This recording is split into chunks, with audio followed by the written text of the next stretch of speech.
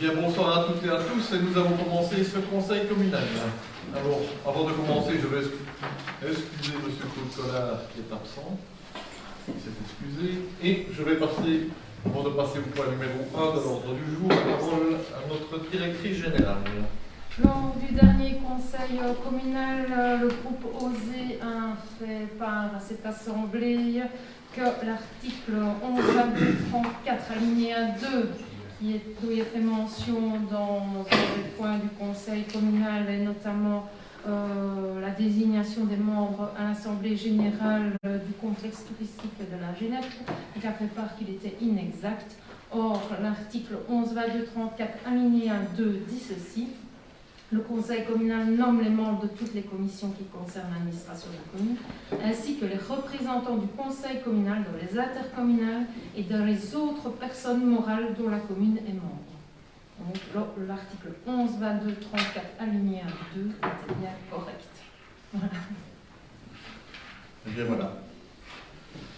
Nous allons passer au point de l'autre jour, c'est le plan de cohésion sociale pour la programmation 2020-2025. Convention de partenariat avec le CPAS. Je vais passer la parole à la présidente. Merci. Suite au dernier décret réformant les plans de cohésion sociale, toutes les communes ont la possibilité de rentrer un plan pour la programmation 2020-2025.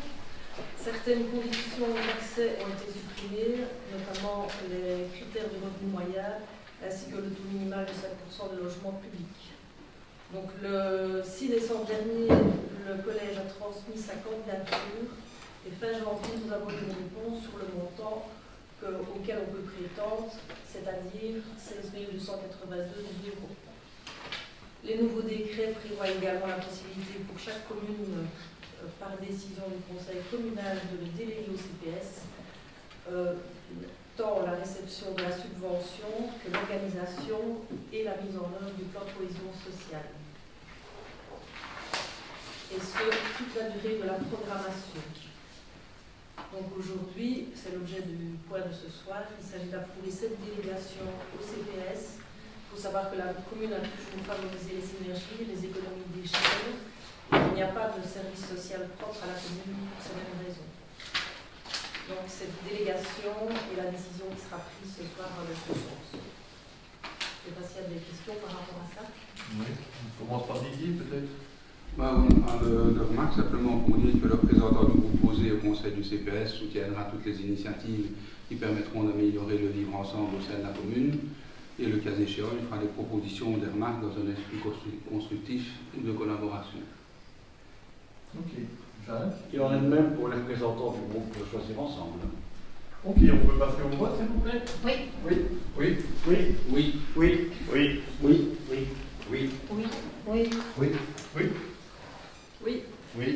Et oui, merci. Le point 2 de l'ordre du jour, ASBL, Conseil de l'enseignement des communes et des provinces, combiné Montpellier CECP, désignation du représentant à l'Assemblée générale. Alors là, c'est une... on doit désigner quelqu'un à l'Assemblée générale et il faut pratiquement que ce soit les fins de l'enseignement. Donc je vous propose de désigner M. Éric Laurent à ce poste du Conseil de l'enseignement au CRC. Y a-t-il des remarques? Mais je crois que nous n'avons pas besoin de voter, hein, je pense. Point suivant, ordonnance de police administrative générale, contrôle de sécurité préalable, on appelle plus commun le screening, ajout, approbation. Alors là, je vais vous faire une petite mise au point sur ce sujet. Je ne sais pas si vous avez pris la peine d'aller voir la circulaire ministérielle relative au contrôle de sécurité lors des événements. Parce que quand vous prenez, d'ailleurs, ce qu'on vous propose aujourd'hui, le screening est basé sur cette circulaire ministérielle qui date de mars 2018. Mais quand on lit la circulaire ministérielle, on a des informations quand même bien plus complémentaires que ce qu'on peut lire dans la délibération qui vous est présentée aujourd'hui. Alors, ici, le screening n'est pas quelque chose qui va être imposé à toutes les associations de la commune de Jalais qui voudraient organiser un bal, une soirée, une rencontre, un événement comme on voit partout pour le moment, un jogging, enfin. C'est uniquement dans le cas où, lors d'un rapport de sécurité de la police, donc la police doit d'abord faire une analyse de sécurité de l'événement, plus les informations reçues de l'OCAM qui gère la menace, un terroriste notamment, et surtout, après toute cette analyse de sécurité, il peut être proposé au bourgmestre de réaliser un screening, donc de demander à une association de désigner les membres, enfin les personnes qui vont travailler pour l'association. Il faut savoir que comme ceci, quand vous avez un événement, les personnes qui se rendent à un événement d'ampleur, hein, je ne vais pas dire une brocante, mais quand vous avez vraiment un événement de grande ampleur qui nécessite déjà des réunions de coordination de sécurité, vous avez aux entrées de ces événements, en général, déjà des services d'ordre intérieurs qui contrôlent les personnes qui vont à l'événement. Donc qui contrôlent les sacs, qui contrôlent les personnes, qui voient un petit peu ce qui s'y passe, etc. Donc ça, c'est quelque chose qui existe déjà maintenant. Mais échappent à tous ces contrôles les personnes qui feraient partie de l'association ou qui viendraient travailler pour l'association. Je m'explique. Si vous prenez un événement de grande ampleur, prenons un carnaval ou les francopholies par exemple, ben, si vous avez des contrôles aux entrées partout pour contrôler les personnes qui rentrent dans l'événement, c'est-à-dire contrôler leur sac, voir s'ils n'ont pas d'armes, factices ou même de vraies armes, etc., ben, ça c'est fait par les services de gardiennage. Maintenant, si vous avez un organisateur qui ouvre une friterie, qui vend des pains saucisses, etc., il va venir avec son camion frigo le jour avant, il va le mettre dans l'enceinte de la zone où le public va se rassembler, et ces véhicules-là et les personnes qui sont là échappent à ces contrôles. Donc, ceci, c'est pour, on va dire que cette circulaire, c'est pour combler ce manque. En fait, si vous avez l'OCAM qui donne une information de la présence d'une personne susceptible d'être sur un événement comme un carnaval ou sur pendant les francs, ben, la police va quand même demander un rapport de sécurité et va faire un rapport de sécurité beaucoup plus précis et beaucoup plus important. Et là, dans une circonstance comme celle-là, on pourrait peut-être, enfin, je veux dire que le bourgmestre, parce que c'est surtout à lui que c'est demandé, pourrait demander aux organisateurs de fournir toutes les personnes qui viennent travailler sur l'événement. La liste de ces personnes-là serait communiquée à la police et la police devrait analyser dans le respect de la vie privée tout ce que vous pouvez imaginer, devrait regarder si parmi ces personnes qui viennent à l'événement travailler, comme bénévoles ou autres, ils vont être contrôlés par la police pour voir s'il n'y a pas une personne qui serait suspecte ou qui rentrerait dans un groupe de personnes dangereux ou à risque, etc. Et à ce moment-là, la police ferait un rapport au bourgmestre, qu'une personne pourrait se trouver dans l'événement, Et le bourgmestre doit alors informer l'organisateur que cette personne ne peut pas venir dans l'événement. Maintenant, vous allez me dire, si la personne vient quand même, elle ne viendra pas en tant que bénévole et organisateur, étant donné qu'elle sera écartée par l'organisateur lui-même, qui doit, à ce moment-là, dire à cette personne qu'il ne peut pas venir, ou via le bourgmestre, ou via un rapport de police. Si cette personne prouve que les informations qui ont été communiquées ne sont pas correctes, elle peut toujours faire appel au Conseil d'État pour casser cette décision. Mais ça prendra un temps certain, mais disons que pour les prochaines fois, peut-être que cette personne serait blanchie, on va le dire comme ça. Mais c'est surtout, maintenant, comme je le disais tout à l'heure, si cette personne veut revenir sur l'événement, la police sera là, évidemment, dans un événement comme ça. Donc la police prendra la personne et cette personne sera écartée et ne pourra pas participer à l'événement. Voilà. En gros, le screening, c'est ça. Ce n'est pas demander à tous les comités, toutes les associations qui vont faire un jogging, une fête, une calmation, une brocante, etc., de fournir la liste de toutes les personnes qui vont venir dans le bar, qui vont venir à gauche et à droite. Non, ce n'est pas ça. Vraiment pas. De toute façon, imaginez-vous le nombre d'événements qu'il y a sur la commune sur un mois.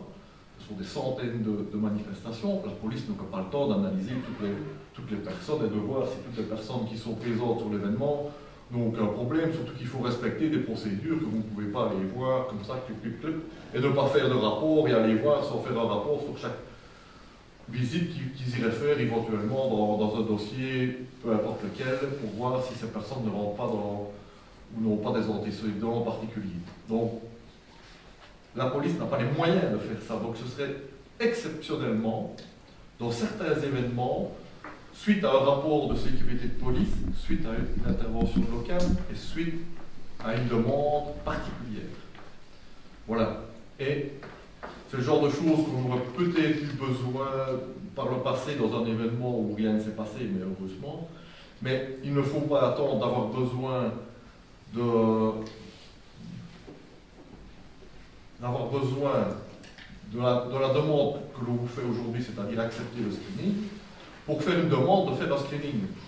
Parce qu'il faut qu'il soit accepté par la zone de police, il faut qu'il soit accepté par les conseils communaux pour pouvoir être d'application. Donc, le jour où on en a besoin, si on n'a pas toute la structure administrative déjà prête, on ne saura pas le faire. Et ça peut poser problème. Voilà. En gros, je voulais apporter ces précisions-là parce que c'était quand même quelque chose de très important.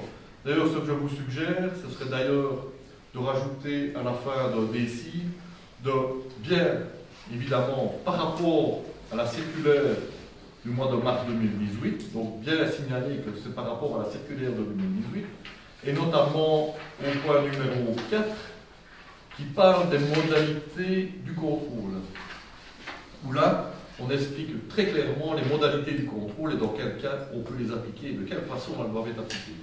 Ce qui n'est pas repris dans la délibération qui a été prévue, mais c'est repris dans la circulaire. De toute façon, on ne peut pas modifier une circulaire, comme on ne peut pas non plus l'ignorer. Il faut bien vous dire que si la circulaire a été prise en 2018, c'est qu'il y a une raison, et cette raison, c'est qu'elle est nécessaire à certains moments, dans certains événements où on a besoin de contrôler les personnes qui viennent éventuellement travailler dans l'événement sans subir de contrôle.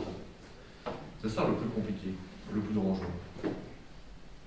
Donc, je propose de l'inscrire en plus. Mais je vous propose d'en rajouter à la fin de quand on dit ici, en tout cas, dans le respect intégral de la circulaire ministérielle du mois de mars 2018, et particulièrement le point numéro 4 qui parle des modalités du contrôle. Parce que ça c'est très important, mais de toute façon, toute la circulaire est importante et on ne peut pas faire n'importe quoi. La circulaire existe, on ne peut pas l'ignorer, c'est pour ça qu'on essaye de l'inclure dans nos fonctions administratives communales, parce que si vous avez vu aussi, cette directive oblige les organisateurs à accepter ce genre de contrôle si nécessaire. Parce qu'il ne faudrait pas que quelqu'un qui demande une autorisation pour faire, je vais dire, le carnaval, dise après, ah non, moi je ne suis pas d'accord de fournir le nom des personnes.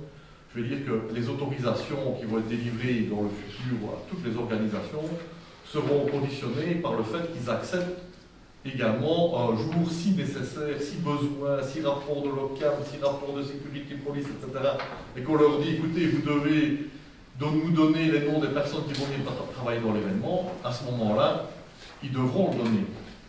Ils ne pourront pas dire, ah bon, on ne veut pas le donner parce qu'on n'a pas pris connaissance. Ils savent que la délivrance des autorisations des événements est liée au fait qu'ils acceptent également, si il leur était demandé, de donner le nom des personnes qui travaillent pour eux de façon bénévole ou salariée ou n'importe quelle forme de travail. Hein. Ce n'est pas que des bénévoles. Voilà. Mais honnêtement, ce n'était pas super clair. Mais si vous avez lu la circulaire ministérielle, ça vous donne quand même beaucoup plus d'informations. Y a-t-il des questions à ce sujet-là? Non, pas de remarque tenu compte des précautions oratoires qu'on voulait prendre, évidemment. Merci. Ben, je suis tout à fait d'accord avec le principe et aussi avec les précautions oratoires que vous venez de prendre, mais ces précautions oratoires ne se retrouvent pas telles quelles dans le texte, puisque là, on fait référence à tout événement. Et s'il ne faut pas indiquer tout événement d'une certaine ampleur. Non, parce que ça peut très bien avoir un petit événement. Si l'OCAM qui vient d'arrêter, je ne sais pas moi, quelqu'un, ou qu'il y a un retourniste qui revient et qui arrive à Bruxelles, qui est interrogé dans le cadre de son retour de peu importe le pays, Oui. et que l'OCAM a une information que justement, lors de la rencontre à Jalais, il va y avoir quelque chose, on ne peut pas exclure un événement. Tous les événements en font partie, mais il faut bien se rendre compte qu'il faudra tout ce que je viens de vous dire pour que, éventuellement, on décide de faire un screening. Oui. Mais voilà, donc, qu'ils soient petits, qu'ils soient grands, il faut les inclure tous parce qu'on ne sait pas très bien ce qu'il peut un jour avoir l'information qui viendra du supérieur, donc de l'OCAM, avec un rapport de sécurité de la police, une analyse de risque de la police, analyse, hein, pas simplement avec des documents, avec des... Là, peu importe l'organisation, il faudra que l'organisateur à qui on a délivré l'autorisation accepte, et maintenant ce sera lié, les autorisations seront liées à cette acceptation de délivrer à ce moment-là, à une demande particulière, le nom des personnes qui vont travailler pour lui. Voilà. Mais de nouveau, dans le texte qui est proposé, il ne fait pas référence à cette mais c'est pour ça que je dis analyse de risque ou... Oui, mais c'est pour ça que je viens de dire. Tout est intégré dedans, mais qui va décider ce qui est... Mais quand tu lis le départ des attendus, il est mis en fonction, en référence par rapport à la circulaire, et c'est pour ça que je dis qu'il faudrait rajouter à la fin de bien faire référence à la circulaire ministérielle du 18 et plus particulièrement aux modalités du contrôle, où là on dit que la police doit procéder à une analyse de risque, avoir toutes les séries, ou alors à ce moment-là le Nord-Ouest peut, parce que ce n'est même pas obligatoire. Même si j'avais une analyse de risque, il faudrait peut-être être un peu inconscient, mais si j'ai une analyse de risque de la police, une information au camier, mais ça, je suis bien je ne suis même pas encore obligé d'accepter parce qu'il est mis dans la circulaire, si tu l'as bien lu, une de ces mesures peut être le contrôle de sécurité. Peut être. Celle qui n'est pas mise, on est obligé de le faire. Donc, si on remet dans l'air décide de bien se référer à la circulaire, on n'a pas le choix, il faut bien se référer à la circulaire, et particulièrement aux modalités du contrôle, je crois qu'on cadenasse quand même bien et toutes les informations sont dans la circulaire. Hein. On va dire que c'est un petit résumé de la circulaire où on a repris certaines informations, mais pas toutes. Mais globalement, je pense que, voilà, de toute façon, on ne peut pas ignorer la circulaire. Hein. Moi, je ne le ferai pas en tout cas. La circulaire dit aussi que les coordonnées les données à caractère personnel doivent être transmises 6 semaines, et vous, dans l'arrêté, vous mettez 60 jours. Parce que concrètement aussi, si vous avez un rapport de l'OCAM qui vient, c'est pas toujours 2 mois à l'avance. Oui, mais disons que là, c'est vrai que la circulaire dit 6 semaines, on demande 60 jours pour des gros événements pour les organisations. Tu sais, je pense que quand quelqu'un organise un événement, je veux dire, énorme, une brocante, hein, Mais une grande, et encore une brocante, je suis sûr qu'il doit demander des autorisations facilement 2 mois avant. Et quelqu'un qui organise une grande soirée dans une salle, il ne loue pas la salle 15 jours avant, il ne commande pas son brasseur une semaine avant, et les sorteurs, etc. Tout ça doit être organisé. Donc c'est pour ça qu'on demande 2 mois pour laisser le temps, éventuellement à la police, de bien analyser toutes les données. Parce qu'on a une petite zone de police, on n'a pas un personnel à pléthore et qui ne sait que faire. Et c'est pour ça qu'on demande 300 jours. Maintenant, les grands événements, ils doivent même le faire bien plus tôt. C'est au moins 3 mois à l'avance quand on a des grands événements. Et les Franco, c'est même 6 mois avant. Le carnaval, c'est longtemps avant aussi. Et les temps sont... pour avoir le temps de faire des analyses et de voir ce qu'on va faire. Et je ne pense pas que ça va poser vraiment de problème aux personnes qui ont l'habitude d'organiser des événements, de le demander 2 mois plutôt que 6 semaines. Maintenant, donc j'y suis avec justement cette demande-là, mais ça ne fait pas partie du point ici, mais on va modifier les demandes d'enquête quand on organise une soirée. Il y a tout un questionnaire qui est donné pour le monde. Et que les personnes ont l'habitude de remplir, etc., pour savoir combien de personnes ils espèrent avoir, les assurances qu'ils ont contractées, le nombre de personnes, l'endroit, s'il y a un chapiteau, etc. Tout ça, il y a déjà un formulaire qui existe que les gens ont l'habitude de remplir, mais ce formulaire-là n'est pas complet. Donc, ce qui va se passer, c'est qu'on va passer à un formulaire qui existe au niveau de l'IBZ, donc c'est un formulaire type, où il y a beaucoup plus de pages à remplir, mais où il y a beaucoup de pages qui ne servent à rien pour la plupart des manifestations. Donc ce qu'on va faire, parce que ça pose, il faut vous imaginer que les personnes qui analysent tout ça, quand il manque des informations, il faut recontacter les gens, leur demander ceci, leur demander cela. Tandis que quand ils auront rempli ce questionnaire, en fonction de l'organisation qu'ils veulent, et qu'ils décident de faire, ou avec les chapiteaux qu'ils veulent rajouter, le nombre de participants, tout ça, notre agent Planus aura beaucoup plus facile de faire l'analyse, et normalement il ne devrait pas lui manquer des données. C'est un questionnaire qui est un petit peu plus compliqué, et là, je vous informe qu'on organisera à un moment donné une réunion avec tous les différents comités qui ont l'habitude de travailler avec ces questionnaires pour leur dire les pages qui sont importantes en général aux petites organisations. Et puis les moyennes organisations, on leur dira, il y a encore ces pages-là qu'il faut faire attention. Et les grandes organisations, on leur dira également là où ils doivent vraiment faire attention. Parce qu'il y a vraiment beaucoup de choses qu'on nous demande. Alors, dites-vous bien que ce n'est pas pour ouvrir un parapluie pour se couvrir tous, mais les personnes, en cas de gros problèmes dans une manifestation, qui seront embêtées et qu'on vient à trouver, c'est l'organisateur de la soirée, quel qu'il soit, l'organisateur et le bourgmestre. Le reste, ce n'est pas grave, mais on demandera à ces personnes-là pour voir ce qu'ils ont fait. Et notamment aussi l'organisateur. Je pense que les organisateurs ne sont pas toujours bien conscients des responsabilités qu'ils prennent à organiser une soirée, et notamment des jeunes qui ont l'habitude d'organiser des soirées. On va faire une soirée pour les derniers jours de l'école, et des choses comme ça. Et en général, ces soirées-là sont faites à la demande de personnes qui ont l'habitude d'organiser des soirées, comme les disjockeys, etc.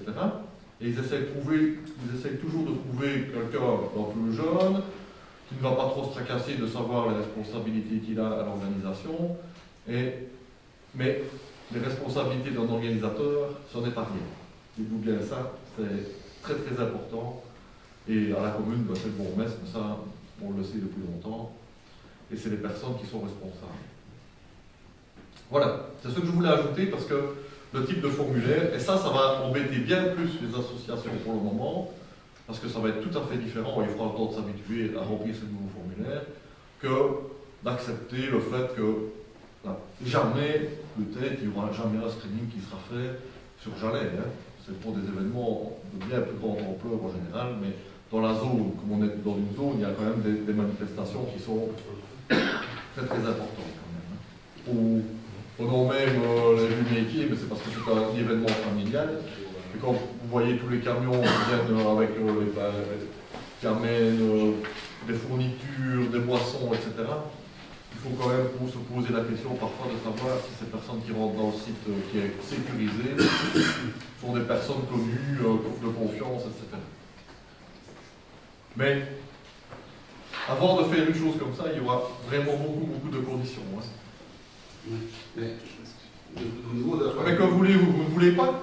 Mais ça me semble que vous dites nous, ça ne dépend pas de la taille de l'événement, puis ici, il y aura des poids, des... Non, c'est parce que vous me dites qu'on devrait peut-être lier ça à la taille de l'événement. Mais si jamais un jour, je vous dis, quelqu'un veut donner une information à l'OCAM, pourquoi il va y avoir, il peut y avoir quelque chose dans un petit événement, ben, alors on le soumettra au screening. C'est pour ça qu'on ne peut pas les exclure. Voilà. Ce que moi je trouve, c'est que dans le texte tel qu'il est présenté, ce n'est pas clair. Vous donnez des tas de précautions oratoires avec lesquelles je suis tout à fait d'accord, mais ça n'apparaît pas dans le texte.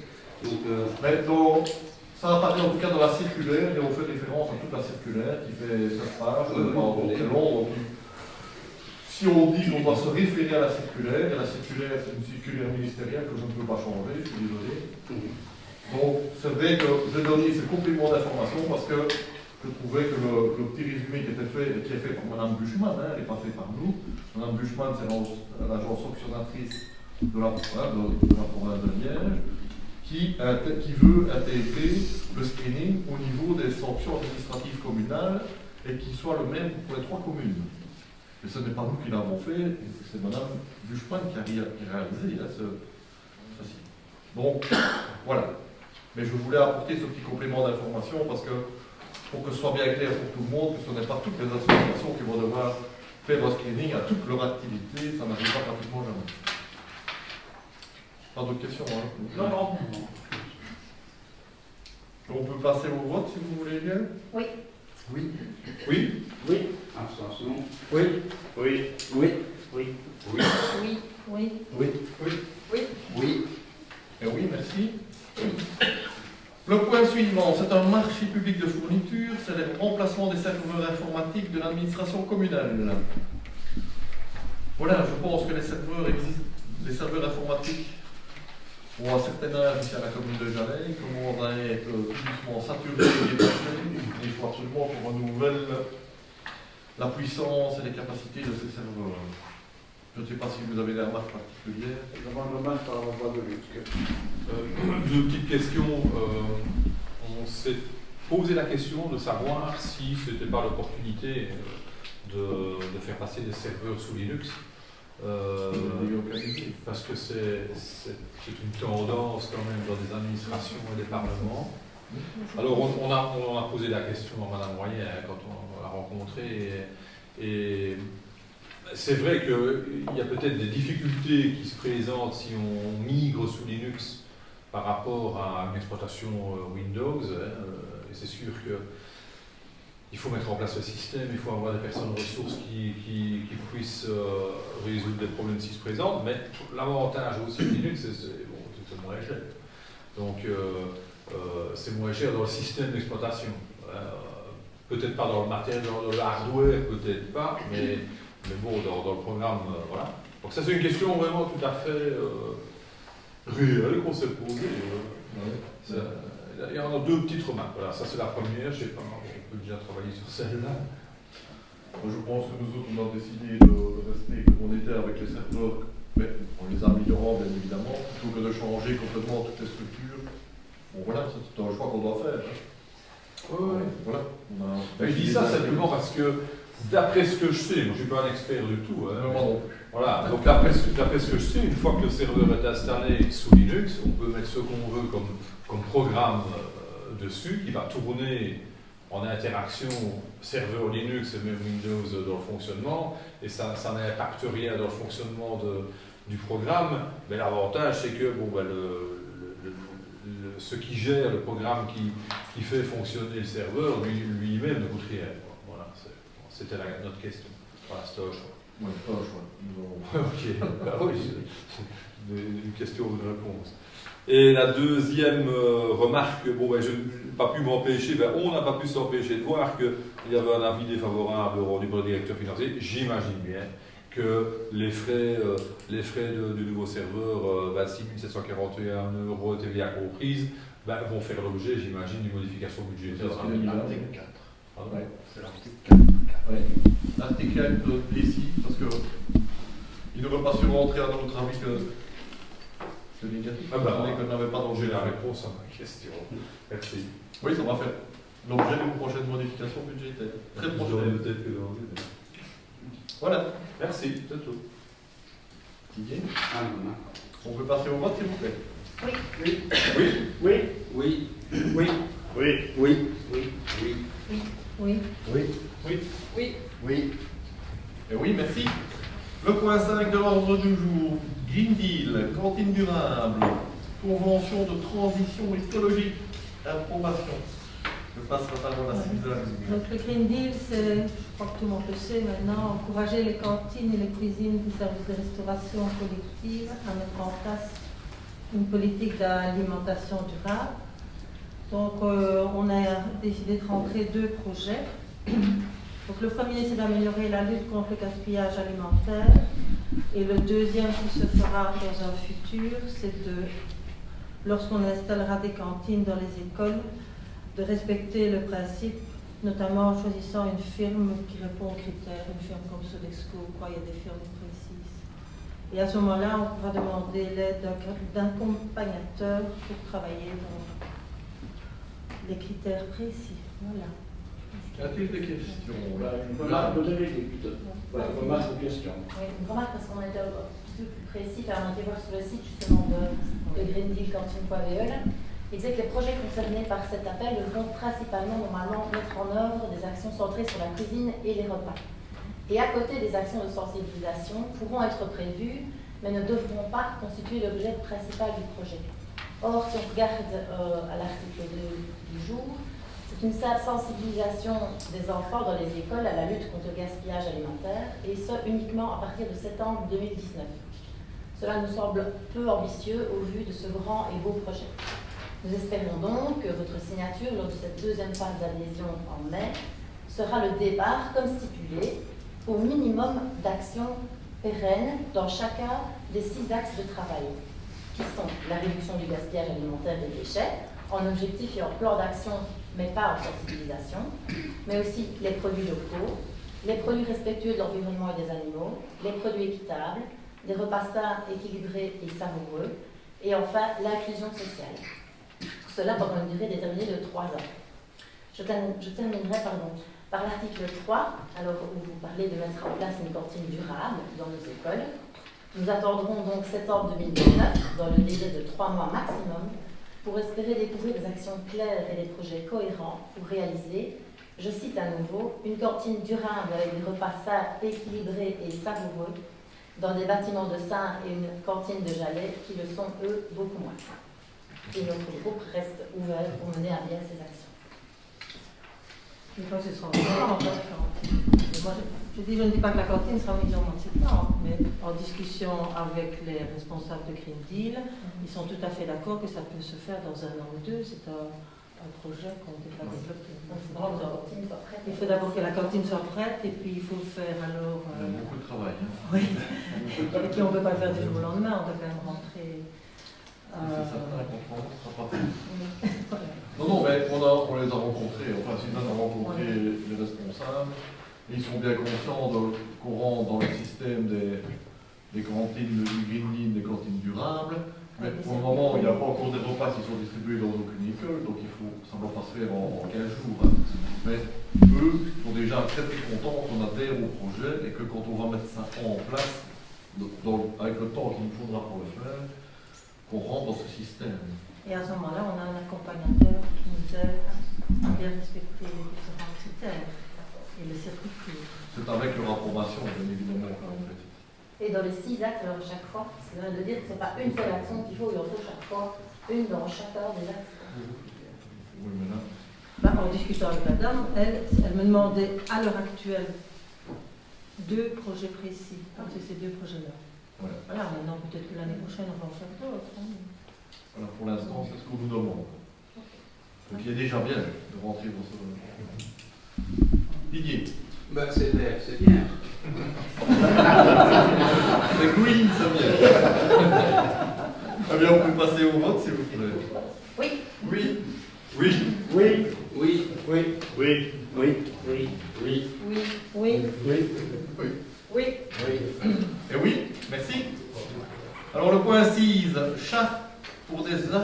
public responsable. Approbation. Et je repasse la parole à notre Schmitt. Donc c'est la signature de la charte des achats publics responsables au sein des pouvoirs locaux. Donc on est encore en même Green Deal peut en faire d'ailleurs partie. Et donc il s'agit de repenser les procédures d'achat dans un esprit bien précis. D'abord de réduire l'empreinte écologique, notamment en diminuant les déchets, en limiter le réchauffement climatique, en essayant, et en réduisant la pollution. On doit aussi travailler dans une certaine insertion socio-professionnelle, en essayant de remettre les chômeurs, les personnes handicapées, les stagiaires. Et on doit aussi essayer de travailler en valorisant le potentiel économique des PME. Alors quand on signe, on s'engage donc à respecter les ressources de la planète et de donner des conditions de travail décentes, et donc de respecter les droits de l'homme et d'essayer de lutter contre le dumping social. Donc quand on signe, on a 6 mois pour faire un projet, un plan d'action qu'on doit mettre sur pied, et alors qui s'étendra sur toute la mandature. Et tout au long du plan, on peut aller se faire aider sur une aide helpdesk. Voilà. Donc, du travail. Voilà. C'est Louis. Et ce que j'ai oublié de dire, c'est que la Wallonie nous donne des outils quand même, nous aide pour le helpdesk, nous donne aussi un canevas de plan d'action, et il nous permet aussi de nous former pour travailler comme il faut, ou au moins essayer. Voilà. Je vous écoute. Lié. Voilà. C'est très bien, c'est d'ailleurs des points qui se trouvaient dans notre programme dans les précédentes élections. Excusez-moi. Non, mais vous avez une autre source d'inspiration, puisque... Voilà, je n'avais pas d'autres remarques. Et c'est vert. Voilà. Oui. Nous sommes aussi verts que Didier. C'est à la mode, c'est aussi. Hein. C'est fort à la mode et c'est beaucoup de travail. Franchement. Peut-on passer au vote, s'il vous plaît? Oui. Oui. Oui. Oui. Oui. Oui. Oui. Oui. Oui. Oui. Oui. Oui. Oui. Oui. Oui. Et oui, merci. Donc, dernier point, c'est la convention relative à la maintenance des parcours extra-trail. Je passe la parole à l'échelle pour monsieur Parole. On va commencer peut-être Vincent en s'attirer. Quelques secondes, étant donné qu'il est dans l'SBL extra-trail, d'accord, nous avons envoyé à la convention. Vous devez savoir que depuis 3 ans, il y a une SBL extra-trail qui organise des parcours donc de trail sur tout l'arrondissement de l'avenue. Il y a, je pense, 6 ou 7 communes pour l'instant où il y a des parcours. J'en ai été, je pense, une 3e commune, où ils ont fait 3 ou 4 parcours extra-trail, dont les départs sont à l'Office de tourisme à Sahar et un autre départ à Barrage de la Ginette. Et alors, depuis 3 ans, donc, la commune participe à l'entretien de ces parcours à l'ordre de 1 750 € par an. Et dans cette somme est inclus aussi les frais de communication pour le site internet de l'SBL et pour tout l'entretien, l'achat de panneaux et déroulement de tous les parcours extra-trail pendant toute l'année. Donc ici, nous avons proposé de signer une convention, toujours pour la même somme, donc qui nous engage, mais on peut arrêter quand on veut cette convention. Donc on paye chaque année 1 750 € pour l'entretien des parcours.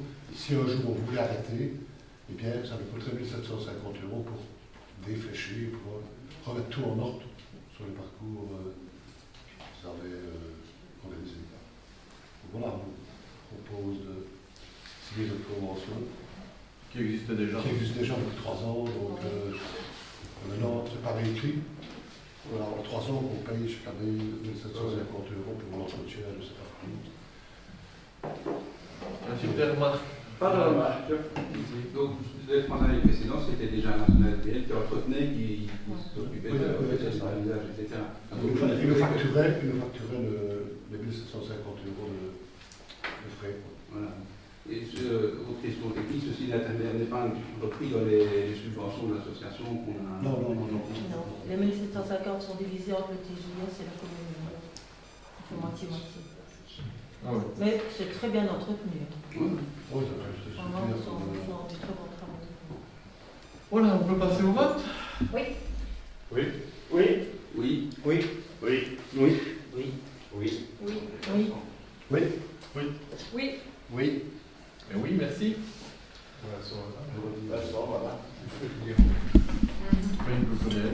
Il aurait compris s'il avait été là. Je suppose qu'il a dit à voter. Alors, il y a eu deux questions qui ont été... Oui, voilà, se termine le point de l'ordre du jour hein, de la séance publique. Il y a deux questions qui ont été posées par Didier. Didier, je ne sais pas si tu veux poser ta première question, ou bien si je la lis. Je dis d'emblée que nous aurons aussi des questions à vous poser tout à l'heure. Oui, je commence par là-dessus. Mais pas de souci. Parce que j'avais les questions ont été envoyées par écrit. Je me permets quand même un petit peu de savoir sur quel sujet on avait été interrogé.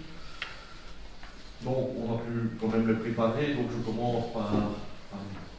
Voilà, donc la première question concerne l'enquête publique concernant l'implantation de pylônes et d'antennes GSM qui a suscité beaucoup d'émoi parmi les habitants de Côte-Espagne et des environs.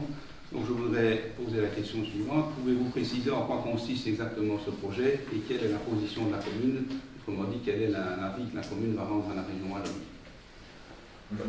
Je vais enchaîner directement parce que l'une de nos questions c'était la même. Et nous avons étudié la question, tout comme le groupe posé manifestement, et je crois que Vincent pourrait nous donner des précisions concernant le projet. Ah oui, on va répondre si vous voulez bien, parce que ne pas avoir à répondre aux questions de ce... Ah non, certainement pas. Donc, mais nous voulions savoir en tout cas quelle est la réponse du collège suite à l'enquête publique. Voilà, c'est ça. mais nous allons y répondre, parce que nous avons eu. Parfait. Je vais passer la parole à Éric Laurent, les chevaux de l'urbanisme. Alors, avant de parler de la réponse du collège, je vais d'abord répondre à la première question. C'était, pouvez-vous préciser en quoi consiste exactement ce projet? Je tiens quand même à préciser qu'il y a eu une enquête publique du 23 du 3 au 9 du 4 et qu'il y a eu une clôture d'enquête où tout citoyen peut se présenter, faire ses remarques et aussi avoir accès aux différentes pièces du dossier et donc être au courant de tout ce qui concerne. Il y a beaucoup de citoyens qui n'ont pas suivi les procédures et qui interpellent à tout loin. Il y a beaucoup de rumeurs qui circulent, donc c'est pour vous l'occasion de mettre les choses au fond. Tout à fait, tout à fait. Alors, pour expliquer un peu le projet, je vais d'abord, parce que vous me demandez d'expliquer, mais c'est quand même un dossier relativement important. Je vous propose d'abord de visualiser un petit peu les choses, comme ça on sait de quoi on parle. Il faut attendre un petit moment que ça tourne.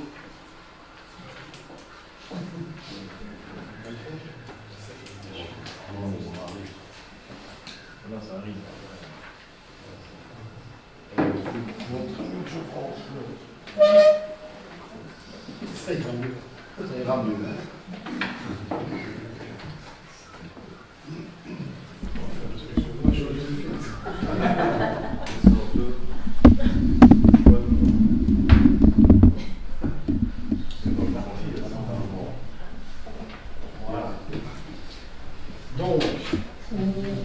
Donc c'est la réalisation d'une station de télécommunication pour Télénet et Orange, deux opérateurs.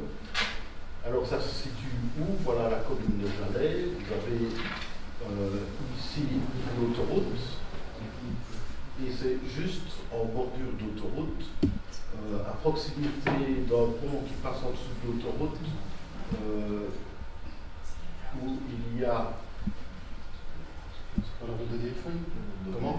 La rue de Vieillefeuille. Non, c'est l'avenue Henri Pirel, que ça s'appelle.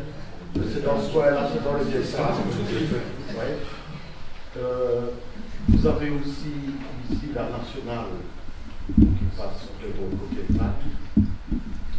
Et c'est pas loin de la limite avec la commune de Stabile. Voilà pour situer l'endroit. Alors là par photo aérienne, vous pouvez mieux voir où ça se trouve. Donc c'est une grande pointe noire. Voilà la nationale.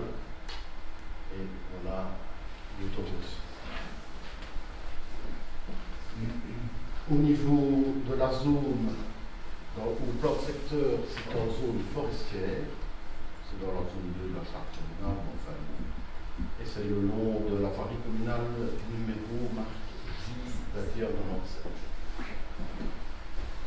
Alors, on a fait ici un photomontage qui nous montre ce que ça donnerait. Elle n'existe pas encore. Mais pour voir ce que ça donne. Alors, voilà deux autres schémas qui montrent actuellement donc, une coupe de l'autoroute, le talus et le bois qui se trouve à côté. Et voilà ce que ça donne avec l'antenne à côté de l'autoroute. Ça, c'est pour se faire une idée, pour visualiser. Je trouvais que c'était intéressant de montrer ça. Voilà. Alors, concrètement, au niveau technique, qu'est-ce que ça veut dire? Eh bien, il s'agit d'un pylône treillis de 39 mètres au maximum, c'est 39 mètres. Il portera 6 nouvelles antennes Télénet, 3 faisceaux RCA Télénet, 4 boîtiers techniques par secteur Télénet à l'arrière des antennes, des équipements techniques Télénet sur une nouvelle dalle de béton au pied du pylône, ainsi que 6 nouvelles antennes Orange, 3 faisceaux RCA Orange, 5 boîtiers techniques par secteur Orange à l'arrière des antennes, des équipements techniques Orange sur une nouvelle dalle de béton au pied du pylône, et un coffret d'alimentation pour les deux, Télénet et Orange. Donc c'est la même chose, Télénet et la même chose pour Orange. Ça c'est au niveau technique. Maintenant, il faut savoir que les articles D422.2 du Code ET et l'article R422.2 du Code ET, donc le D et le R, précise que les actes et travaux d'utilité publique sont délivrés par la fonctionnaire déléguée et pas par le collège, et que l'implantation d'une station relais de télécommunication est considérée d'utilité publique, d'après ces articles-là. Et donc, le collège n'a rien à décider, la commune n'a pas à décider, c'est la fonctionnaire déléguée qui décide. Ça, c'est une chose importante qu'il faut souligner. Autre élément important, c'est que la fonctionnaire déléguée, sur base des articles D68 et 66 du Code de l'environnement, considère que la demande ne nécessite pas d'étude d'incidence. Alors, en fait, la fonctionnaire déléguée, dans un courrier du 7/3, où elle nous transmet le dossier, sollicite l'organisation d'une enquête publique de l'avis de la CCATM et du collège communal. Donc, c'est bien uniquement un avis. Alors, c'est passé en CCATM. La CCATM a répondu défavorablement par 6 voix contre 4 pour. Et je peux vous donner l'avis de la CCATM qui suggère de ne pas multiplier les antennes sur le territoire communal et de les regrouper sur un même point. Elle souhaite préserver le paysage et éviter les nuisances pour la santé. Ça, c'est l'avis de la CCATM. À 6 pour, 4 contre. Alors, au niveau de l'enquête publique, il y a eu effectivement 14 courriers de réclamation et 4 personnes étaient présentes à la clôture. Et l'ensemble des questions et remarques qui sont posées, les voici. Les effets de l'antenne sont nuisibles pour la santé, l'impact négatif sur le paysage, développement de la 5G à Jalais, la hauteur est trop importante du pylône, la non-conformité du projet avec le plan de secteur, l'impact négatif sur la valeur des terrains à proximité, le risque de dégâts engendrés dans le bois, la présence de l'alternative de la fibre optique plutôt que le recours systématique aux ondes aériennes, et la multiplication des antennes au lieu du regroupement des différents fournisseurs sur un même pylône. Voilà, donc ça c'est l'avis de l'enquête publique et on retrouve 2 éléments de l'avis de la CCAP. Alors qu'est-ce que le collège va rentrer comme avis auprès de la région wallonne? Eh bien, il faut savoir que le collège a réfléchi aux différentes remarques qui ont été émises, a analysé le dossier, s'est informé. Au niveau de là, donc je vais reprendre j'ai regroupé des points, des remarques, et je vais donner la réflexion du collège qui se base sur des documents aussi qui se trouvaient dans le dossier. Au niveau de la santé, il faut savoir que le dossier est accompagné d'un rapport de l'ICEP. Alors, pour ceux qui ne savent pas, l'ICEP, c'est l'Institut scientifique de service public, qui a pour mission la surveillance de l'environnement en Wallonie, la prévention des risques et nuisances, la recherche scientifique et possède un laboratoire de référence pour la Wallonie. Ça, c'est l'ICEP.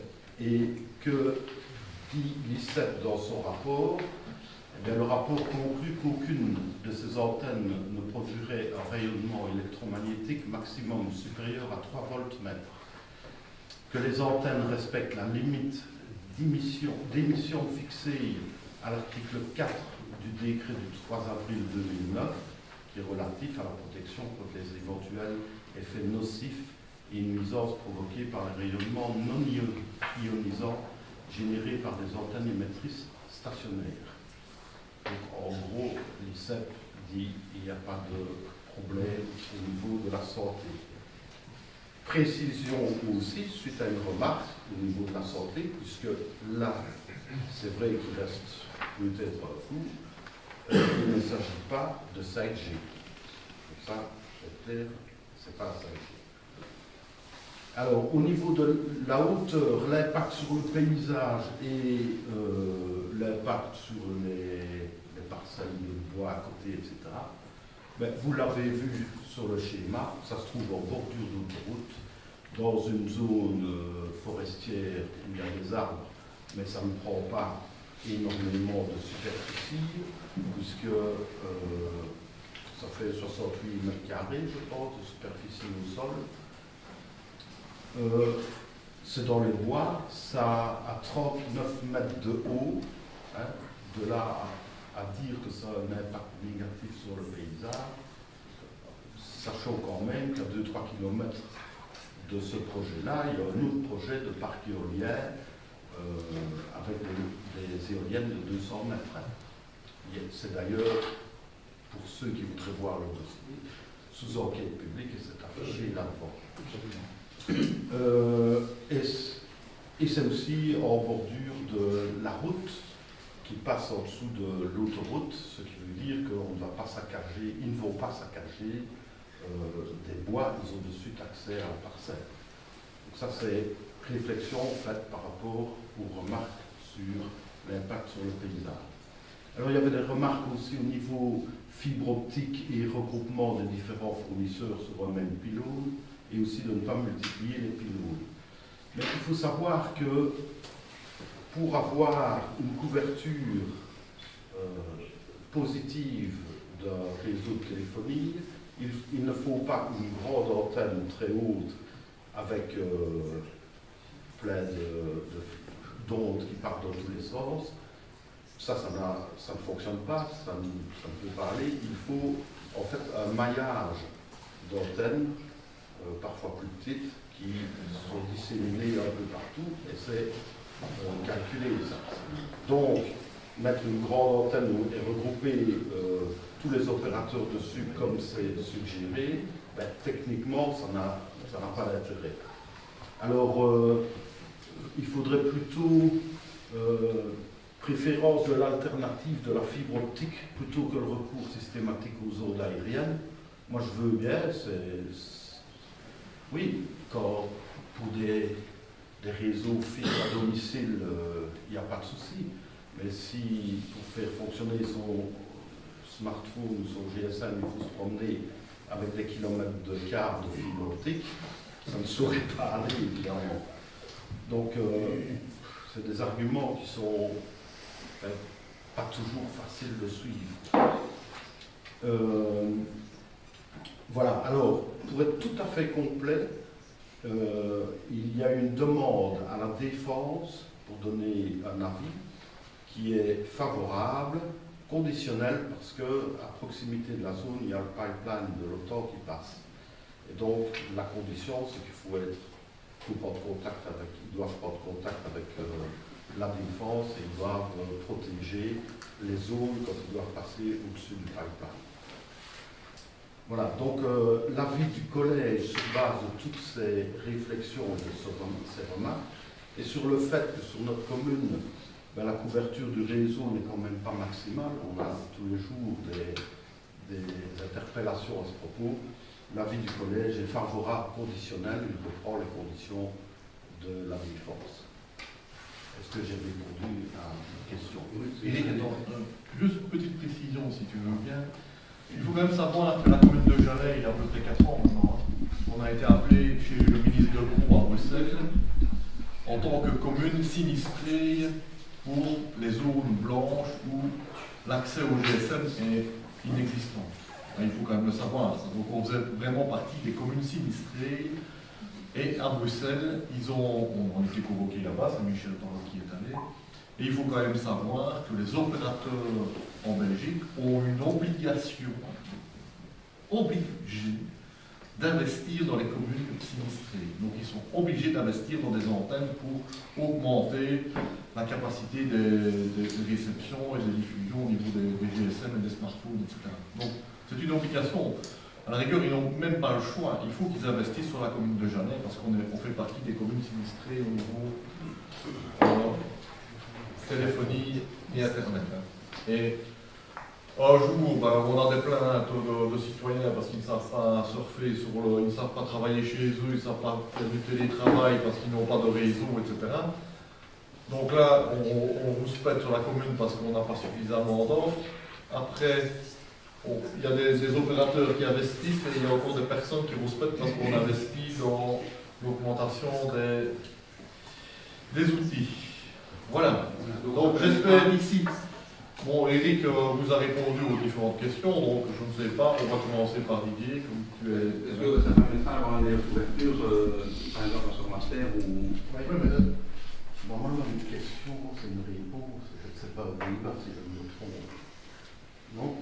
Oui, mais là, écoute, maintenant, évidemment, ça a été très long, moi, je vais argumenter. Non, mais je peux vous dire que mettre une antenne, c'est pas pour que le réseau soit moelle. Et à mon avis, il n'y a pas qu'une antenne qui s'installera sur la commune de Jalais dans le futur. Je vous dis, il y a une obligation des opérateurs à investir dans la qualité téléphonie dans la commune. Donc, à mon avis, il y en aura d'autres. C'est mon avis, hein, mais ça ne restera pas comme ça. Alors, ce n'est pas une antenne à croquer fin qui va couvrir toute la commune de Jalais, hein, vous pouvez vous en rendre compte, et une antenne ne saurait pas couvrir toute la commune de Jalais. Comme je disais à Eric, ce sont des petites antennes relais qui font un maillage et qui couvrent toutes les zones.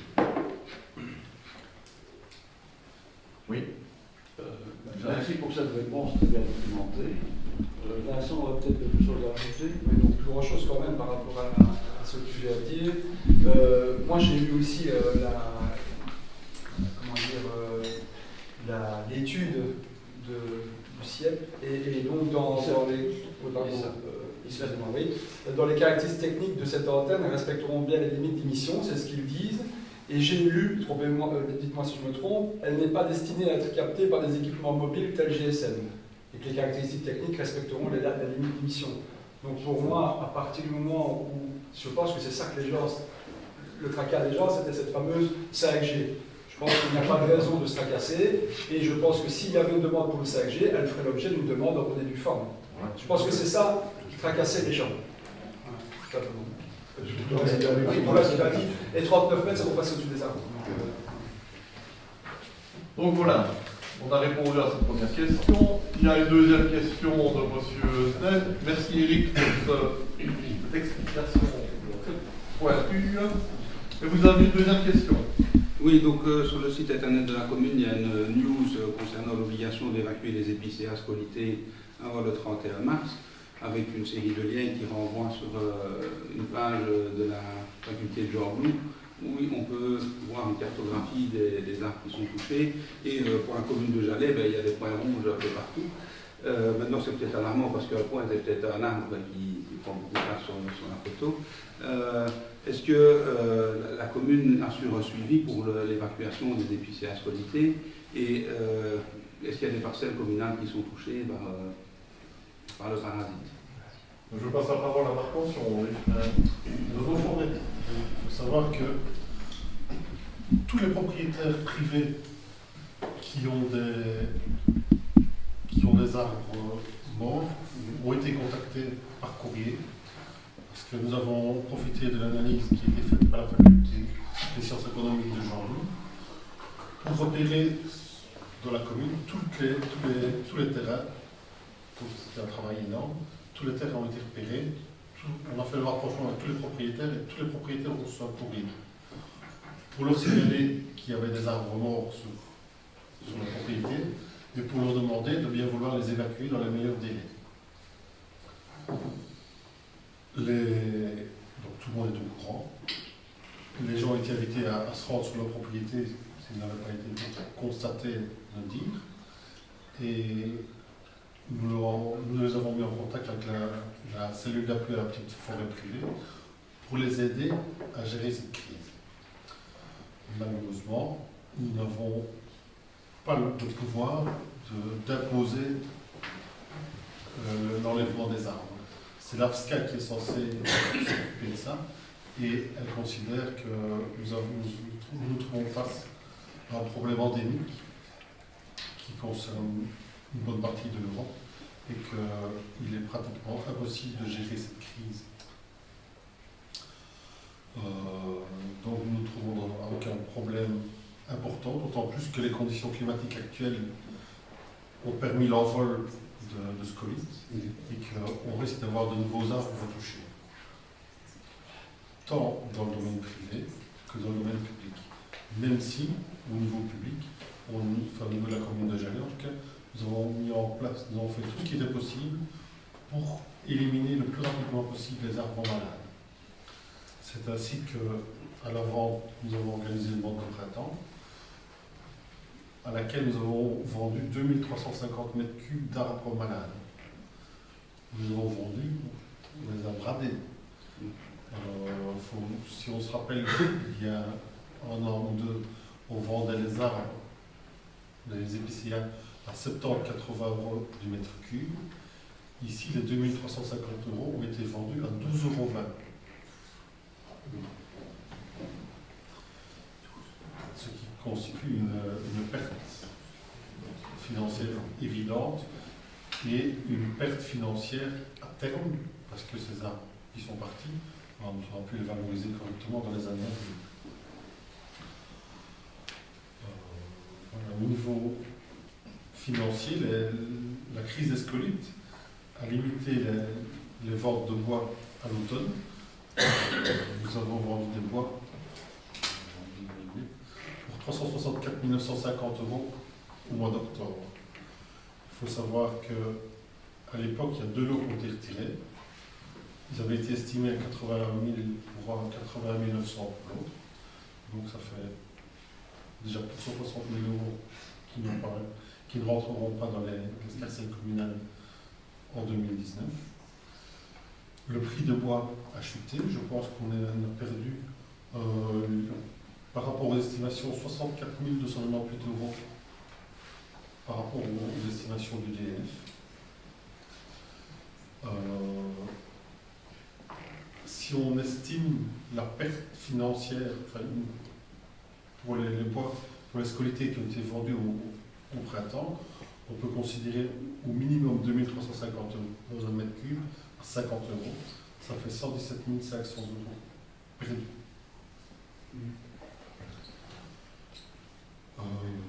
Oui, alors si je vous dis qu'avec les ventes de gré à gré et la vente de printemps, on arrive à un total de 401 000 € vendus, alors que nous avions budgétisé 700 000 €. sais pas si vous avez vu dans le bulletin communal qu'il y a des petites bêtes qui faisaient des trous dans les budgets. Ce sont les tailles. Alors, je vais en profiter pour ajouter quelque chose. Ce qui nous dérangeait vraiment beaucoup, c'était ces propriétaires que l'on a avertis. Je veux dire, au niveau communal, on essaye d'éliminer tous les scoliques parce qu'il faut qu'ils partent pour ne pas qu'ils puissent avoir des envols d'insectes. Ici, on se rend bien compte, et vous vous rendez bien compte que quand vous circulez dans la commune, vous voyez, dans les autres communes aussi, hein, encore pire, peut-être même dans d'autres communes, il y en a encore plus. Encore debout en tout cas. Et je me suis renseigné pour voir si on avait une possibilité d'obliger ces personnes à couper leurs sapins scolités. Alors on a fait une démarche auprès de Mme Buchmann, hein, l'agence coordonnatrice, encore une fois, qui, dans un premier temps, je dis bien dans un premier temps, nous dit « Ah oui, ce serait peut-être possible, on pourrait faire comme la ville de Herf qui sanctionne la rouille du poirier, etc. dans la région herbagère. » Mais par la suite, elle a fait son travail, qu'elle fait toujours très bien, elle s'est renseignée sur les possibilités qu'elle avait, etc. Et elle est tombée, comme Marc vous l'a dit tout à l'heure, sur le fait que les arbres scolités est une compétence de l'AFSCA, donc une compétence fédérale, et que comme l'AFSCA a averti le DNF qui ne mettait aucune sanction financière sur les arbres scolités, ben, Mme Buchmann n'a pas le pouvoir de passer à une autorité supérieure. Donc, l'AFSCA, décidant que cette maladie est devenue endémique dans toute l'Europe, ben, qu'elle ne sait rien faire pour en éradiquer la maladie. Donc, enfin, la maladie, les scolités. Donc voilà, donc là, on n'a pas de possibilité d'obliger les privés à couper leurs arbres scolités. Pourtant, franchement, je crois que je ne sais pas si des petits propriétaires privés se rendent bien compte que leur parcelle de bois d'épicéa, en 2-3 ans, ils n'auront peut-être absolument plus rien. Donc le capital qu'ils ont pour l'instant dans leur bois, peut-être que dans 2-3 ans, il ne restera plus rien. Hein, parce qu'il y a, vous voyez, des parcelles de privés où il y a peut-être 1 hectare, 1 hectare, il y a peut-être 150, 200 arbres scolités, et ça ne va pas s'arrêter comme ça. Hein. Surtout qu'on est parti, comme vous voyez, dans une période encore très très sec. Voilà, donc là, c'est vrai que c'est inquiétant pour toutes les communes et pour tous les propriétaires de bois, je pense. La seule solution pour pouvoir sortir de la crise, ce serait qu'on ait un été pourri. Qui pleuve tous les jours. Pour les noyer, il paraît que c'est la seule solution, c'est de noyer les scolités. Voilà. J'espère qu'on a répondu à vos questions à ce sujet-là. J'aurais une troisième question. Oui, maintenant, on va peut-être passer. Mais, Je vais là-dessus. Au niveau des scolités, vous avez une remarque? Je ne sais pas, j'interviens peut-être. Moi, je voulais juste poser la question. Quand les arbres qui ont été enlevés, les résineux, on va profiter pour réimplanter du feuillu ou des choses comme ça, changer le caractère de nos forêts. C'est vraiment une question que je me pose en tant qu'artiste. Moi, je voulais laisser les mots. On a finalisé, on va vous présenter bientôt, j'espère, le plan d'aménagement forestier qui était déjà passé une fois au conseil communal. Et dans ce plan d'aménagement, nous avons insisté lourdement pour qu'on puisse diversifier les essences. Nous essayons majoritairement, enfin, principalement, de garder des essences résineuses parce que c'est elles qui ont un impact financier réel sur les finances communales. Mais au vu des différentes crises que nous connaissons, nous pensons qu'il ne faut pas mettre tous ses œufs dans le même panier. Et que si certains arbres ne sont pas nécessairement à la mode actuellement, ils le seront peut-être dans 50 ou 60 ans. Et c'est peut-être eux qui assureront la sérénité financière de notre commune. Oui, et puis, une petite remarque. Pratiquement toutes les espèces d'arbres sont touchées. Si vous prenez les Douglas, il existe 4 maladies dans les Douglas pour le moment. Et il y en a qui ne meurent pas, mais ils ne grandissent plus, ils ne bougent plus, ils restent, ils végètent, c'est vraiment le cas de le dire. Voilà, ils sont là, ils ne grandissent pas, ils ne meurent pas, mais on ne sait pas ce qu'ils vont faire. 4 maladies.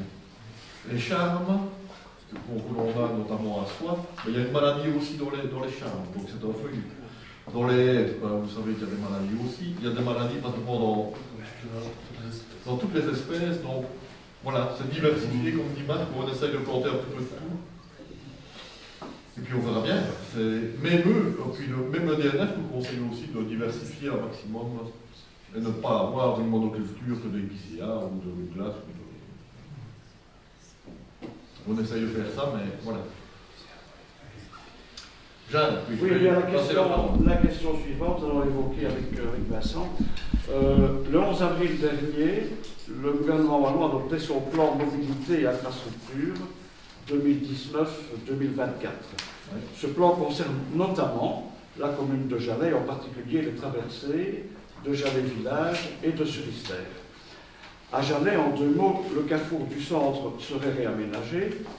Ensuite, dans la traversée du village, le revêtement de la chaussée sera renouvelé avec ce que la région wallonne appelle un aménagement cyclo-piéton, à préciser, jusqu'à Bolin-Pont. Et là, un effet de porte serait prévu, à Bolin-Pont précisément. Budget pour Jalais Village, 250 000 €. Dans le prolongement, le revêtement sera renouvelé jusqu'au virage dit de la cabane, l'ancienne cabane, et là, budget 1,2 million. À Sur-Istère, toute la traversée du village sera réaménagée, nouveau revêtement, aménagement de trottoir, et là aussi, espace cyclo-piéton à préciser, budget 1,4 million. On remarque une forte différence de budget entre la traversée de Jalais et celle de Sur-Istère. 250 000 € pour Jalais, 1,4 million à Sur-Istère. Suite au feu vert du gouvernement wallon, le SPW va maintenant entreprendre des études techniques. Les délais de réalisation ne sont pas encore fixés, mais doivent intervenir durant la période 2019-2024. Vincent ? Oui, si tous ces chiffres sont exacts, c'est déjà très bien pour les communes. Vous savez que je pense qu'on est bien d'accord là-dessus. Notre groupe ne peut que se réjouir de tels investissements de la région wallonne sur ces 2 voiries régionales qu'on appelle les voiries rubans, qui sont vraiment des balafres sur le visage de ces villages. Elles se composent aussi de dépendances. C'est ça que j'entends quand on parle de pistes cyclo-piétonnes. Moi, ça m'intéresse parce que les accotements, c'est quelque chose qu'on doit vraiment mettre en avant par rapport à la mobilité douce dans nos communes.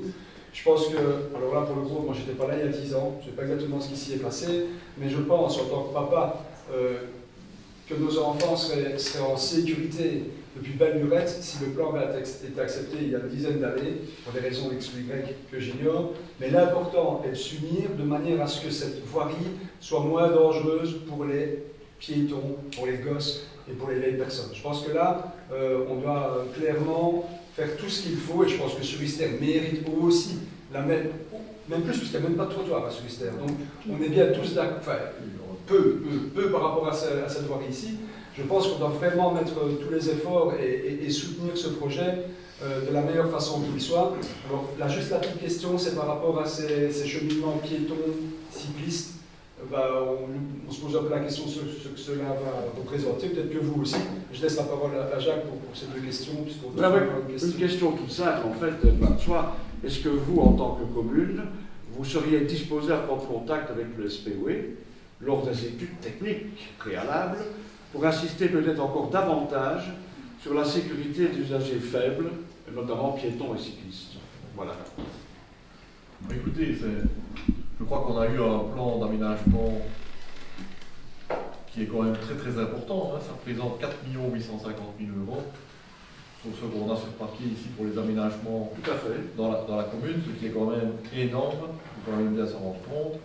Ce sont des voiries ici, uniquement des voiries SPW. Vous avez lu comme moi ce qui a été dit, ce qui a été fait, mais nous n'avons pas encore rencontré le SPW, donc on n'a aucune idée de ce qu'ils projettent réellement de faire, ni comment, ni où, ni à partir d'où exactement, jusqu'où, parce que la nationale, il y a encore 1,2 million, ce n'est pas depuis le barrage de la cabane jusqu'à Bolin-Pont, il y a autre chose, parce que ça peut partir sur Verviers aussi, donc la 672 va jusqu'au-dessus du mois de janvier. Oui, mais on ne sait pas, donc je ne saurais pas vous dire. Il est certain que nous allons rencontrer le SPW. D'ailleurs, à la conférence des bourgmestres de vendredi passé, ça a été une demande un petit peu de tous les bourgmestres qui étaient présents à la conférence. C'est d'inviter le SPOE pour qu'il nous explique un petit peu à tous les bourgmestres qui sont présents là-bas leur plan général, pas le plan commune par commune, parce que sinon ça n'en finira pas, mais déjà aussi avoir une idée du plan global de l'arrondissement de Verviers. Et bien sûr, on va les rencontrer pour les aménagements qui prévoient, mais rien n'est finalisé, on ne sait pas, donc on verra bien. Maintenant, pour la traversée de Jalais, c'est vrai que le montant paraît faible, mais il faut quand même savoir que quand on a fait les aménagements depuis le tourne à gauche de Suristère jusqu'au Chafour, dans les discussions que l'on avait pour terminer la traversée de Jalais, en fait, il y avait déjà un budget qui était prévu par le SPOE. Mais je dis, à l'époque, il y avait un budget qui était prévu et il leur manquait beaucoup moins que 250 000 € pour terminer la totalité. Ce qu'ils n'ont pas fait, donc je suppose ici, c'est qu'il existe déjà le budget de la traversée de Jalais sur lequel, à mon avis, on rajoute les 250 000 €. Mais ce n'est que mon avis parce que dans les discussions qu'on avait eues à l'époque, donc il n'y a jamais que 2 ans, il manquait pas grand-chose pour terminer, il manquait peut-être une grosse centaine de milliers d'euros pour terminer toute la traversée jusqu'au Moulin-Pont. Donc ici, on nous parle de 250 000 €. Donc ça tient la route, mais c'est parce qu'il existe déjà un budget, il me semble, au départ. D'accord. Mais à confirmer, hein, je ne suis pas certain de l'information que je vous donne. Et puis tout le reste, il faut voir, on a aussi tout l'aménagement, on a vu du bois des Gattes, etc. Mais jusqu'où est-ce qu'ils vont, qu'est-ce qu'ils y font, et c'est chaque fois des aménagements cyclo-piétons, mais c'est comme ça dans toutes les communes.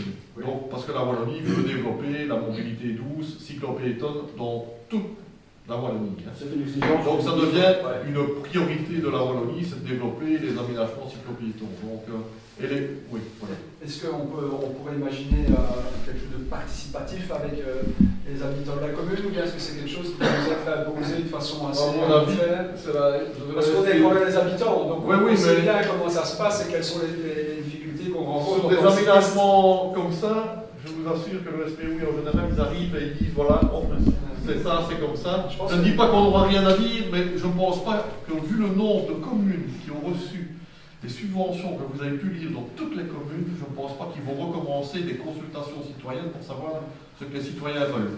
Pour les aménagements de leur voirie. Hein. Soyez vigilants pour les Je ne parle pas des aménagements autres qui sont proposés dans d'autres programmes, comme des liaisons douces, dont on a rentré des projets.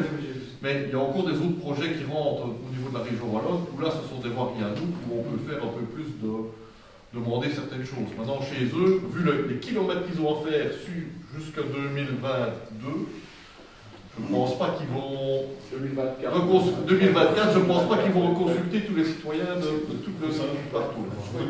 Mais peut-être. Je voudrais ajouter que nous avons déjà rencontré le SPO. Nous leur avons déjà demandé de sécuriser le carrefour ici au centre de Jalais.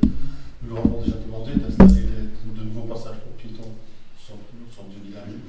Donc il y a déjà des choses qui ont été mises en place et on n'a pas de doute qu'ils en tiendront compte dans le projet. Il faut attirer l'attention sur les usagers faibles, évidemment, et savoir ce que signifie le cyclo-piéton. Oui, voilà. Écoutez, on va attendre d'avoir nos réunions, mais c'est cyclo-piéton. Mais l'autre... Mais comment Oui, tout à fait, mais là, nous verrons bien. Je pense qu'aussi en termes touristiques, quand on voit la piste cyclable qui démarre depuis le lieu-dit de la cabane, qui d'ailleurs n'est pas toujours, comment je dis, bien nettoyée, et ça c'est important pour des cyclistes qu'une piste cyclable soit nettoyée, je tiens à le signaler, pas à vous, mais au SPOE. Je pense que c'est un intérêt pour le touristique, parce qu'on voit le nombre de personnes qui montent la Fagne des plus beaux endroits. Ce serait dommage que le SPOE nous prive d'aménagement digne de ce nom pour notre commune. Justement, au sujet de la piste cyclable, on a des remarques régulières, on a écrit au SPOE, ils nous ont répondu il n'y a pas longtemps.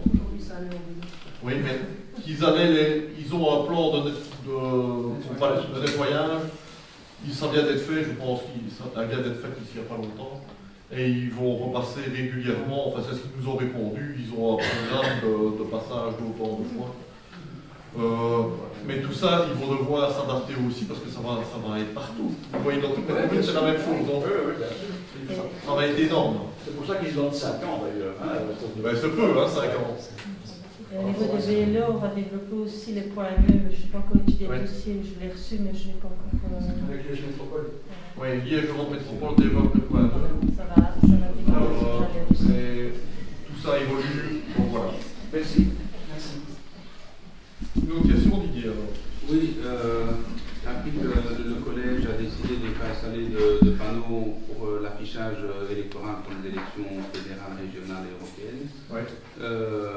je m'étonne un peu ça, puisque en principe dans le code de démocratie locale, il est prévu que le conseil communal met à disposition des listes des emplacements réservés à la position d'affiche électorale.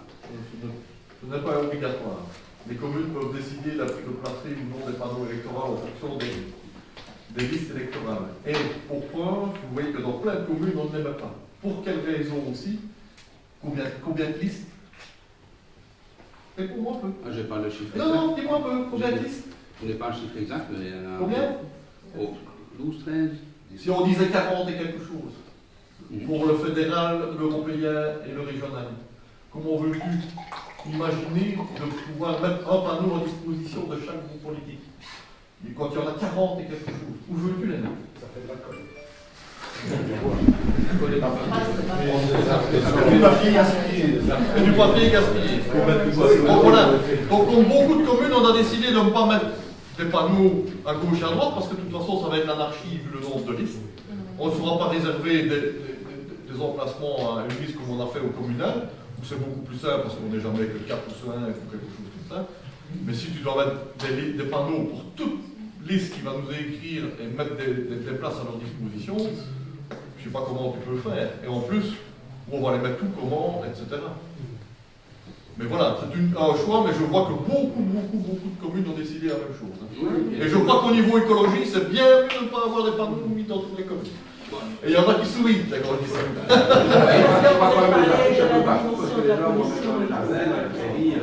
Ils en mettraient de toute façon. Ils en mettraient de toute façon, donc voilà. Je ne pas beaucoup. Pas d'autres questions? Nous avons une dernière question par rapport à Vincent. Une question qui concerne encore une fois la sécurité routière et qui concerne le passage des véhicules de lourd tonnage sur le moulin de Gison. Donc pour mémoire, le 7 mai 2013, la ville de Spa a été témoin d'un dramatique accident de camion qui s'était soldé par le décès de 2 personnes et 2 blessés graves. Et d'importants dégâts matériels. Cet accident s'est produit lorsque un semi-remorque a emprunté la pente de la rue de la Sauvenière, pourtant interdite aux véhicules de plus de 7 tonnes. Suite à cet accident, la Chambre des représentants a adopté une proposition de loi datée du 20 juillet 2016 visant à renforcer les sanctions en cas de non-respect du panneau C21, donc véhicule de lourd tonnage dépassant un tel tonnage. Donc signifiant qu'un accès est interdit aux conducteurs dont la masse à charge dépasse la masse indiquée. Cette modification législative faisait suite au constat du grand nombre d'infractions liées au non-respect des panneaux C21. Une explication avancée était l'utilisation du GPS. En effet, le système GPS existant indique parfois l'itinéraire le plus court sans tenir compte de l'existence de certaines zones de tonnage limitées. Certains chauffeurs ne connaissent pas nécessairement les lieux et préfèrent se fier principalement au GPS et non pas à la signalisation existante, ce qui est une fameuse erreur. Au-delà de cette explication, il apparaît également que bon nombre de chauffeurs n'hésitent pas à emprunter des tronçons interdits afin d'éviter un détour et une perte de temps parfois conséquente. Pourtant, ce comportement peut s'avérer gravement problématique. Sur les territoires communaux de Jalais, le collège a instauré une limitation de passage pour des véhicules de lourd tonnage sur certaines routes, d'une part pour garantir la sécurité et d'autre part pour des raisons liées à l'inadaptation de la voirie.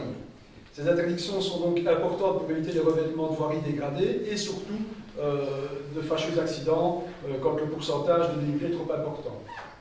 Il me revient, par les questions de citoyens, que de ce genre de véhicule emprunterait régulièrement la voirie reliant le carrefour de Charneux à Solwaster ou inversement. Votre question, est-ce que votre collège envisage un renforcement des sanctions à l'encontre des conducteurs indélicats ainsi que des mesures visant à améliorer l'infrastructure? Celle-ci devrait certainement permettre de diminuer les infractions liées au non-respect de ce fameux panneau C21 et d'éviter ainsi des accidents en conséquences potentiellement dramatiques. Voilà. Donc merci pour votre réponse, de savoir si effectivement vous tenez à l'œil ce genre de comportement délicat de chauffeurs avec leurs gros véhicules qui empruntent des voiries qui ne sont pas nécessairement adaptées pour de tels véhicules.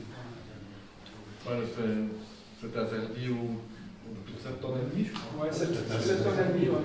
Donc c'est interdit, c'est interdit. Maintenant, c'est comme toujours, les gens qui le font, et je suppose que tu sais que l'amende maximum pour ce genre d'interdiction, c'est 175 €. Ouais. Ce Mais qui elle n'est va pas- passer en degré 3, là. Ce qui n'est quand même pas grand. C'est pas énorme, non. Donc, quand il faut, ben, ça c'est certain, on peut contrôler.